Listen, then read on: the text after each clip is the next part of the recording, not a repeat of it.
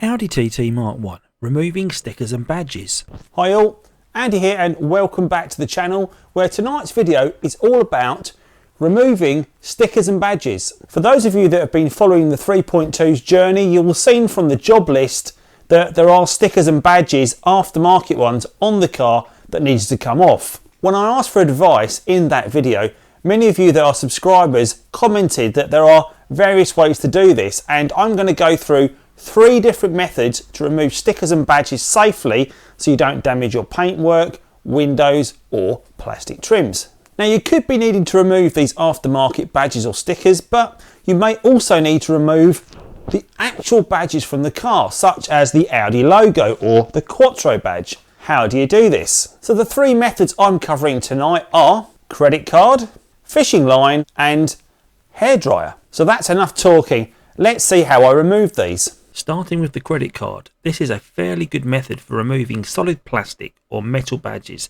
that have been applied to bodywork using double-sided sticky foam pads. One advantage you have with car panels and these foam pads is the badge itself is not attached to the bodywork. The natural curvature of many parts of the TT mean it's hard to find a true flat surface for these badges, so you can easily get between the paintwork and the badge. This set of flags that had been applied to the front bumper are a good example, and you can feel there is some movement when I touch them. You want to get as close to the badge as possible with the card and separate it from the foam pad. That way you are not scraping or chipping your paintwork and you just slice it off. You can soften this beforehand with some warm water if you feel it's necessary. The downside of this is you will be left with the sticky pad on the paintwork once the badge is removed, but again, this is no bother. I applied a bit of WD-40 to try and soften its gummy edges and gave it a gentle rub with my fingers on a cloth.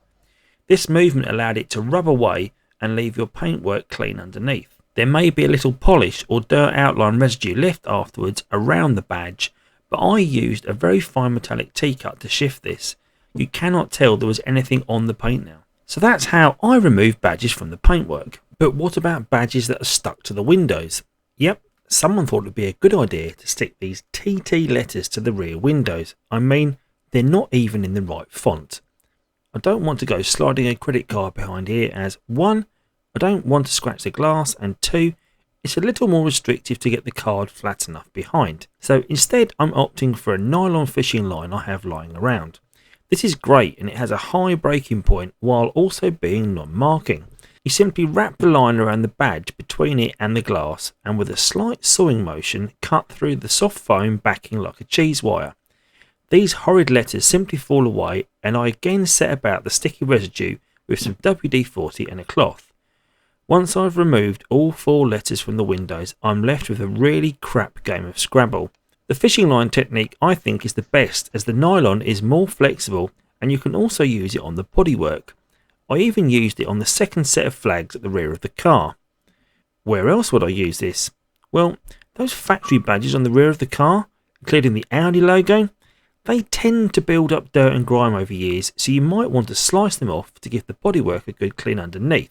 Probably worth pointing out that the front grille badges are also clipped into place, unlike the rear badges, so you will need to unclip these for removal, not just expect the fishing line to slice them off. You can buy some of this foam backing cheap enough online to stick them back on afterwards, and you can cut it to size 2. With the flags and foam pads gone from the boot, the rear of the car is starting to look much better. The last of my solutions is a hair dryer. This is best to remove stickers from the bodywork. Possibly the toughest items to remove, as they are often on the actual paintwork and there is no telling what damage their attaching glue may have done over time. My particular sticker appears to have been on there for many years and appears well adhered. I'm not sure what the GTT stands for, but it has to go. I tried to pick at the edges with my nails to start to see how strong the glue was, and there was no chance of it budging. I tried a bit of WD to soften the edges of the glue, hoping it would lift a bit, but to no avail. Obviously, this principle can be used on cars that have been wrapped in vinyl too, as that would also be attached in a similar fashion.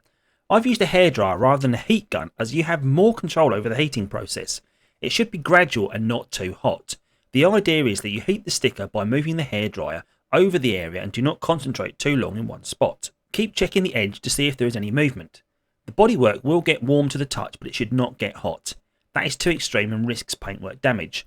Eventually, The sticker starts to lift and it peels off relatively easily. Once you get it started, you can use the pulling pressure of your hand and the gentle continued heating to loosen the rest.